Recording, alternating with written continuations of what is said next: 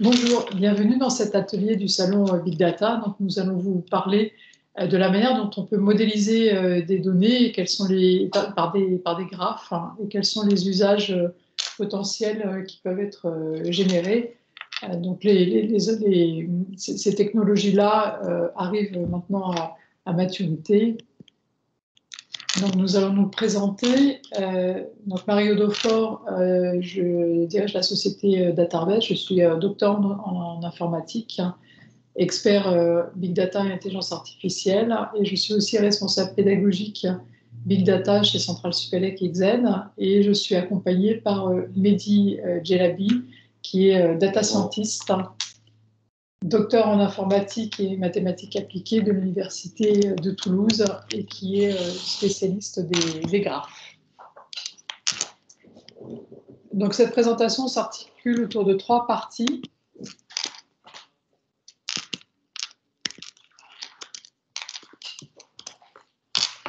La première partie, donc nous allons vous parler de l'idée de base au niveau des graphes à partir de données structurées et non structurées, puis le concept, les usages et enfin les différents algorithmes qui peuvent être applicables.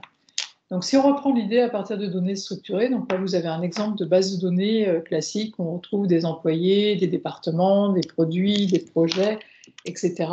Donc il y a un certain nombre de relations explicites qu'on peut voir à travers cette base de données. Donc ces relations implicites nous sont montrées ici un exemple de relation entre employés et projet.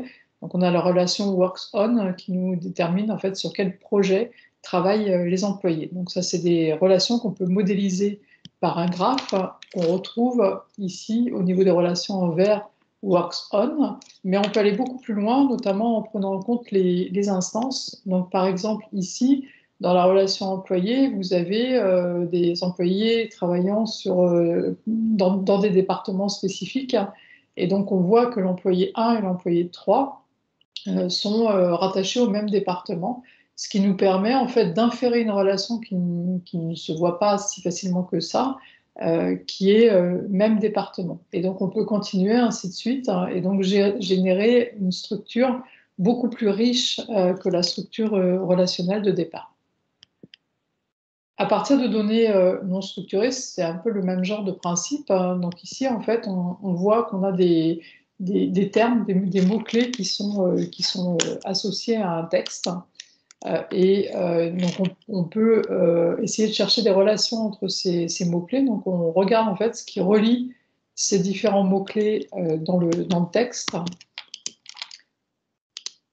Et donc on voit ici une relation qui apparaît, qui est no longer limiting.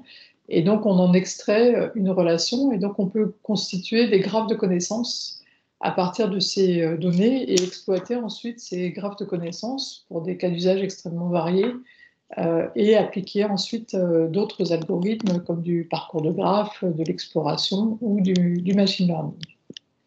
Le concept, donc le point de départ de la théorie des graphes, hein, c'est Euler, hein, plutôt dans les années 1700. Et donc une manière de l'illustrer, c'est le problème des 7 ponts de Königsberg. Donc l'idée, c'est de voir s'il existe une promenade dans les rues de Königsberg qui permet, à partir d'un point de départ au choix, de passer une et une seule fois par chaque pont, donc de se promener dans toute la ville, et de revenir à son point de départ, étant entendu qu'on peut ne traverser la rivière qu'en passant par les ponts, et donc on ne doit passer qu'une seule fois sur chacun des ponts. Donc l'idée a été en fait de modéliser ceci par un graphe, hein, et donc en fait les nœuds représentent les parties de la ville ou les îles, donc on voit les îles au centre qui sont représentées par ces nœuds ici, et donc les autres parties de la ville, et les arcs entre les nœuds représentent les différents ponts. Et donc Euler a montré que pour pouvoir résoudre ce problème, il fallait en fait un nombre pair d'arcs entre chacun des nœuds. Donc c'est un exemple historique, mais ça montre l'intérêt de représenter les données par des graphes. Donc, si on regarde la Hype Cycle sur l'intelligence artificielle de Gartner en 2020, on voit aussi que dans le pic, ici, on retrouve cette partie graphe de connaissances. Donc c'est quelque chose qui émerge de plus en plus, c'est vraiment une représentation naturelle des relations entre les objets. Et donc on peut utiliser un certain nombre de métriques, toute la théorie des graphes et des algorithmes de machine learning et de deep learning spécifiquement appliqués à ces graphes. Et ça sert aussi en termes de visualisation et de résumé de l'information. Et on retrouve ces graphes partout, comme on peut le voir au niveau des cas d'usage. Donc là, on vous donne quelques usages potentiels, par exemple la détection de comportements anormaux qu'on pourrait appliquer à la détection des fraudes, à la lutte anti-blanchiment, cybersécurité, renseignement. Donc on peut modéliser en fait des comportements anormaux et regarder en fait quelle est la propagation de ces comportements anormaux, qui ils impliquent et pouvoir justement faire de la détection de fraude.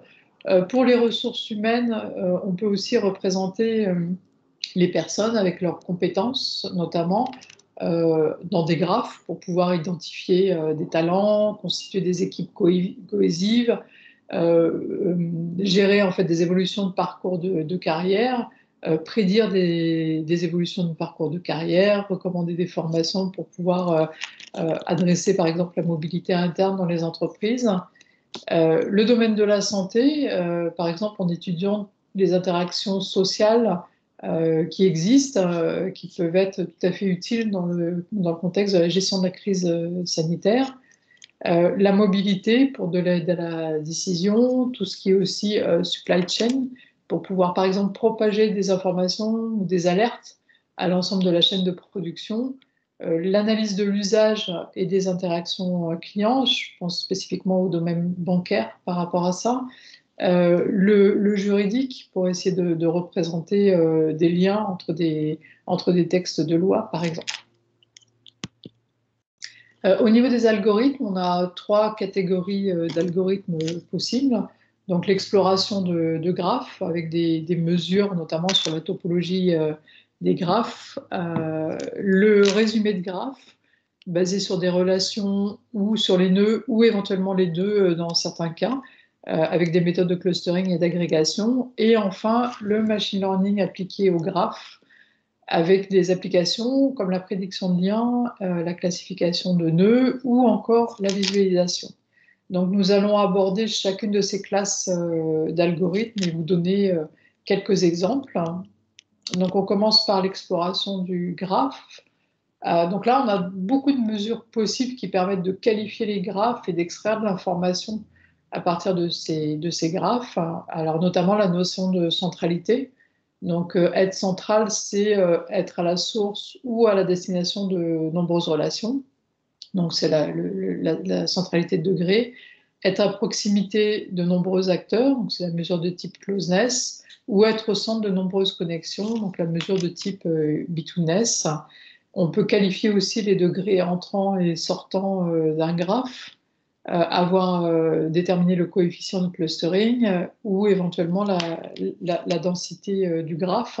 Et donc, ça nous donne des informations globales sur la forme du graphe et sur ce qu'on peut adresser derrière ou pas comme cas d'usage. Un exemple de scénario d'exploration des graphes pour les ressources humaines, on peut déterminer par exemple quelle personne possède la plus grande influence. Donc l'intérêt serait par exemple de diffuser des bonnes pratiques au sein de l'entreprise, retrouver les groupes les plus centraux, donc trouver les groupes qui communiquent le plus et qui vont être en fait des éléments de cohésion importants dans l'entreprise, ou alors former une équipe efficace, notamment pour essayer de favoriser l'innovation. Je vous montre juste un exemple tiré de Harvard Business Review, donc qui a défini un certain nombre de signatures au niveau des graphes pour les ressources humaines. Donc là, par exemple, vous avez la signature de l'idéation, donc à qui elle se rapporte et ce qu'elle prédit. Et donc, en fait, quand on voit les deux nœuds qui sont soulignés en orange et en violet, donc on voit que le nœud violet est connecté à beaucoup de groupes différents, alors que le nœud orange communique uniquement avec les personnes qui sont dans son groupe. Donc on peut être amené à supposer que le nœud violet aura une capacité d'idéation plus importante parce qu'il tirera sa source d'inspiration de plus nombreux groupes que le nœud orange. Donc, ils ont défini 6 signatures différentes et qui sont assez intéressantes à prendre en compte. Alors ici, nous allons poursuivre avec un exemple de graphe de citation d'articles scientifiques où un article 1 cite un article 2, traduit le fait qu'il y ait une arête dirigée vers le nœud 1, du nœud 1 pardon, vers le nœud 2 dans le graphe. Alors rien qu'en regardant le positionnement des nœuds, nous pouvons voir qu'il y a plusieurs clusters, certains étant donc des disciplines bien séparées les unes des autres, et d'autres représentant des disciplines qui vont plutôt avoir tendance à se citer mutuellement. Donc, par exemple, si on fait... par exemple, là, les deux clusters que nous avons en bleu ciel et en gris représentent la discipline du machine learning et celle des bases de données. Et on peut voir que les deux disciplines ont un certain nombre de citations qui va des nœuds de l'une vers ceux de l'autre, ce qui n'est pas le cas, par exemple, du cluster que l'on voit en isolé en orange en haut, qui représente des articles qui sont plutôt reliés à la physique des plasmas. Donc, rien qu'en observant le layout du graphe, on peut en déduire certaines propriétés. Et par ailleurs, en allant regarder la distribution de certaines quantités qui sont fondamentales, on peut aussi en déduire des propriétés sur la structure du graphe. En particulier, ici, on a en haut la distribution des degrés entrants et en bas la distribution des degrés sortants. Et nous pouvons voir qu'elles n'ont pas exactement la même forme. La première étant décroissante et ayant ses valeurs maximales pour les petites valeurs, traduit le fait que la plupart des articles vont avoir un petit nombre de citations, vont être cités plutôt un petit nombre de fois, alors qu'il existe un très très petit nombre d'articles qui vont être cités un grand nombre de fois. Contrairement à cette distribution, celle des degrés sortants est plutôt piquée autour d'une valeur non nulle, ce qui traduit juste le fait que les articles scientifiques doivent citer d'autres articles pour appuyer leurs arguments. Et donc, rien qu'en regardant ces deux distributions-là, nous pouvons en tirer la propriété de la notion de popularité au sein donc, des publications scientifiques. Il existe donc des articles qui vont être cités beaucoup de fois, bien qu'ayant cité un petit nombre d'articles, et à l'inverse, il va y avoir des articles qui vont être cités peu de fois, même s'ils contiennent une bibliographie qui n'est pas forcément vide.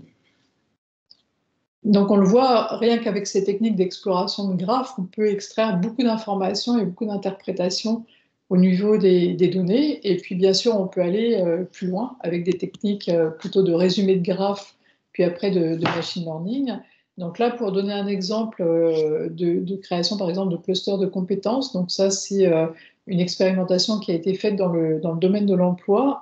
Et donc, en fait, on regardait les compétences et donc les personnes qui partagent les mêmes compétences, personnes et individus, en faisant du clustering, donc à la fois sur les compétences et sur la relation qui existe entre les personnes et ces compétences-là pour pouvoir créer des clusters de compétences. Et donc, on voit ici qu'on a extrait plusieurs clusters dont certains sont bien isolés et d'autres non. Donc là, ici, on voit un premier cluster qui regroupe beaucoup de choses.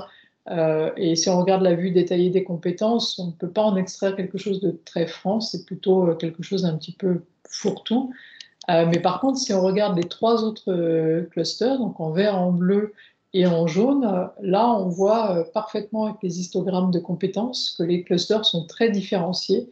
Et donc, on peut associer un ensemble de compétences à une thématique particulière sur ces différents clusters. Et donc, après, on peut voir, par exemple, sur un bassin d'emploi particulier, quelles sont les compétences qui sont les mieux représentées, quelles sont les compétences qui sont les plus demandées, et pouvoir réussir à faire du matching entre ces différents éléments.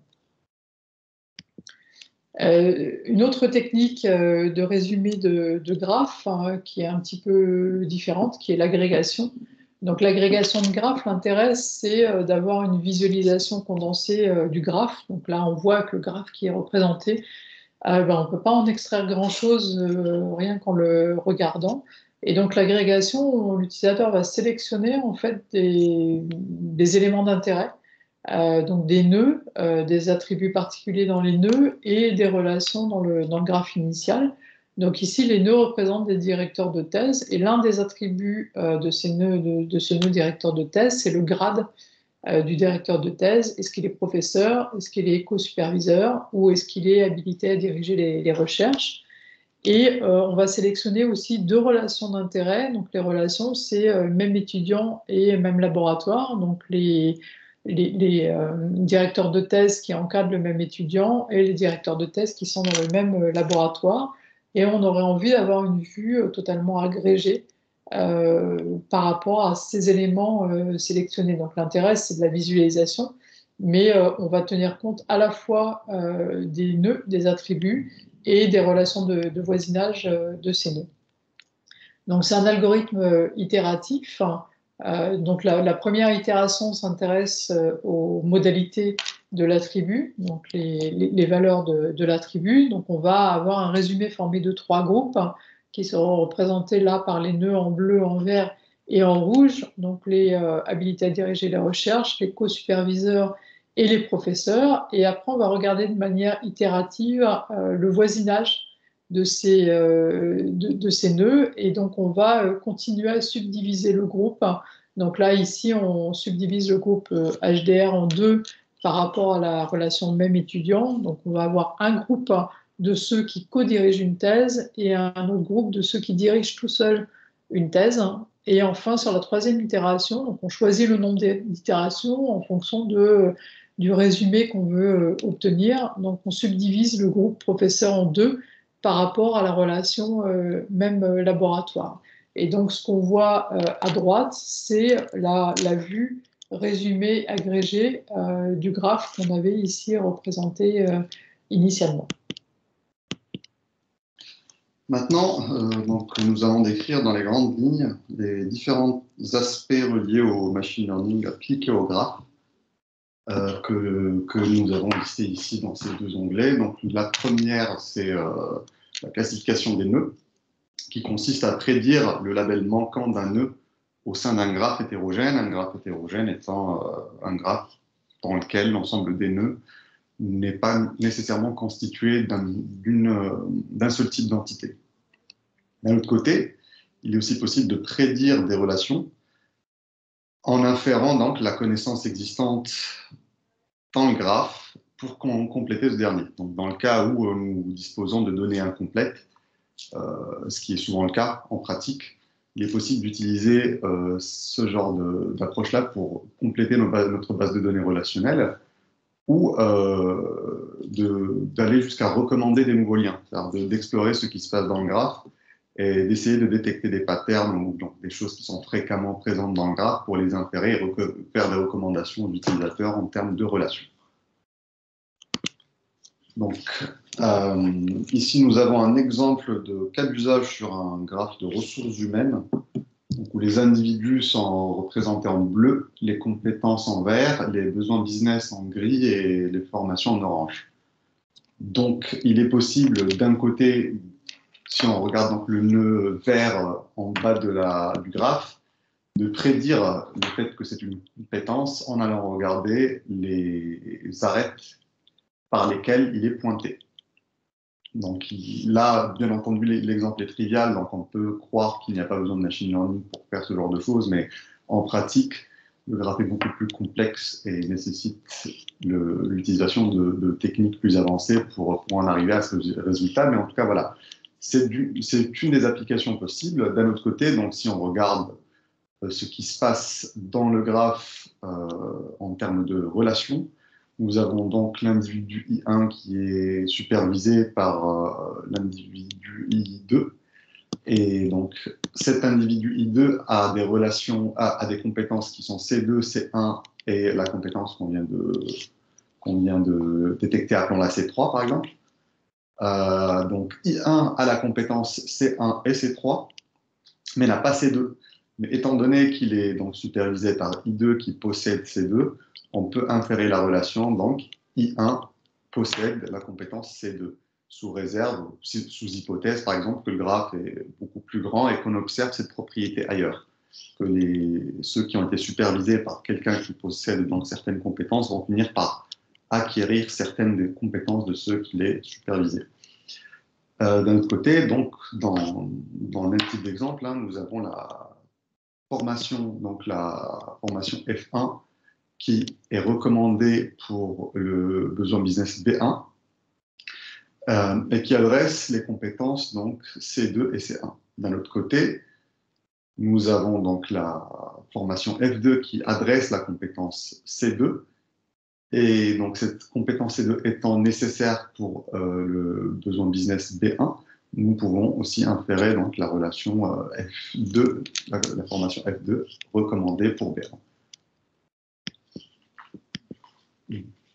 Maintenant, nous allons évoquer donc, les techniques principales utilisées pour le machine learning appliqué au graphe. Donc, nous séparons d'un côté donc les techniques entre guillemets classiques de machine learning, hein, ce que j'ai appelé graph shallow embedding, shallow pour distinguer donc ces techniques-là de l'autre partie qui sont plus mettre dans la catégorie du deep learning. Et donc pour l'embedding de graphe, l'exercice consiste à trouver une représentation du graphe dans un espace de faible dimension par rapport à la dimension des features des nœuds ou des liens dans le graphe, tout en préservant donc des propriétés internes, c'est-à-dire que les nœuds similaires en termes de features dans l'espace des graphes, nous voulons qu'ils soient proches spatialement dans l'espace de représentation. Donc la difficulté ou le challenge, c'est de trouver une bonne représentation de cette similarité. Et concrètement, il existe autant de définitions de cette similarité qu'il n'y a d'algorithmes de plongement parce que à chaque fois, donc, on définit une quantité qui représente notre similarité, la quantité qu'on veut préserver dans le plongement, et on met en place ensuite des algorithmes qui vont chercher à au mieux préserver cette similarité. Donc, d'un autre côté, nous avons les réseaux de neurones sur graphe, donc ce que je mettrais plutôt dans la catégorie deep learning, donc, où là, l'information contenue dans chaque nœud n'est pas, on ne va pas chercher en tout cas à réduire la dimensionnalité des features, mais on va plutôt chercher à propager l'information qui est contenue dans un nœud assez voisin, et en faisant cela, donc, on agit en deux temps. En premier lieu, donc, on va chercher à identifier les voisins, leur propager l'information et ensuite prendre l'information qui arrive de chaque voisin, l'agréger et la transmettre avec un certain poids indiquant donc sa pertinence. Et là, la difficulté, c'est de sélectionner donc, les nœuds parmi les voisins dont les messages devraient être plus pertinents que ceux des autres. Donc, trouver la bonne pondération pour prédire les choses avec le plus de précision possible. Donc là, nous avons donc un autre cas d'usage, cette fois donc, sur la détection de fraude. Et ici, ce qui est intéressant, c'est que nous avons un exemple qui combine les techniques de machine learning classiques et les techniques d'exploration d'analyse de réseau, d'un côté pour essayer de détecter des fraudes donc, en termes de transactions bancaires entre des commerçants et des utilisateurs de cartes de crédit. Et nous voyons que en utilisant donc une approche qui va combiner ces deux types d'analyse, nous arrivons à augmenter la précision de ces classifieurs. Alors, en tout cas, la détection de fraude est une question qui a été abordée sous plusieurs angles, et on arrive à des résultats assez précis. Donc concrètement, on arrive à du 95%, et le fait d'utiliser ou de modéliser ces transactions par des graphes et d'inférer les quantités mesurées sur le graphe des transactions permet de mettre en place de nouvelles variables qui, donc, étant utilisées dans ces algorithmes de classification, vont permettre d'encore améliorer les résultats de ces classifieurs de 3, de 2 ou de 3%, ce qui n'est pas du tout négligeable, étant donné la précision initiale qu'il fallait battre. Donc en conclusion, on l'a vu par ces quelques exemples, il y a énormément d'usages potentiels, une richesse assez incroyable de représentation des données par le biais de ces technologies, beaucoup d'algorithmes potentiellement utilisables. C'est une technologie qui arrive à maturité, qui est de plus en plus utilisée dans les entreprises. En termes de passage à l'échelle, on a certains algorithmes qui sont parallélisables, notamment les algorithmes d'exploration et de parcours de graphes. Sur les autres, il faut définir des stratégies pour la partie machine learning avec un compromis entre précision et passage à l'échelle. Et puis, on a aussi toutes les technologies de deep learning qui sont applicables aux graphes. Et donc, on l'a vu, on peut représenter à la fois des données structurées, des données non structurées pour des usages aussi bien au niveau recommandation, prédiction, prise de décision, etc. Donc, vraiment très, très riche. Donc, n'hésitez pas à nous contacter si vous voulez des renseignements là-dessus. Je vous garde encore juste une petite minute pour vous parler de la formation que je pilote pour Centrale Supélec. Donc, c'est une formation en 15 jours sur les big data. Et donc, on aborde cette technologie graph aussi bien dans la partie stockage des données, NoSQL, que dans la partie analyse de données, machine learning. Donc, l'objectif du programme, c'est de comprendre à la fois les enjeux business et les enjeux techniques des big data et de l'intelligence artificielle, donc maîtriser le socle technologique. Et donc, nous abordons aussi les aspects juridiques et protection des données. Et juste quelques chiffres pour finir. On a 83% de taux de réussite en 2020 et un taux de satisfaction, une note de 8,8 sur 10 sur la satisfaction des participants. Et donc, la prochaine session aura lieu à partir du 25 novembre de cette année. Et elle s'étale à peu près sur 6 mois, donc avec une certification derrière, un mémoire à rédiger, une certification. Voilà, merci beaucoup de nous avoir écoutés. Voilà, n'hésitez pas à nous contacter. Et donc, pour ceux qui sont présents sur le salon Big Data, vous pouvez nous retrouver sur le stand C3. Et pour les autres, vous pouvez nous retrouver à distance. Merci beaucoup. Merci. Au revoir. Au revoir.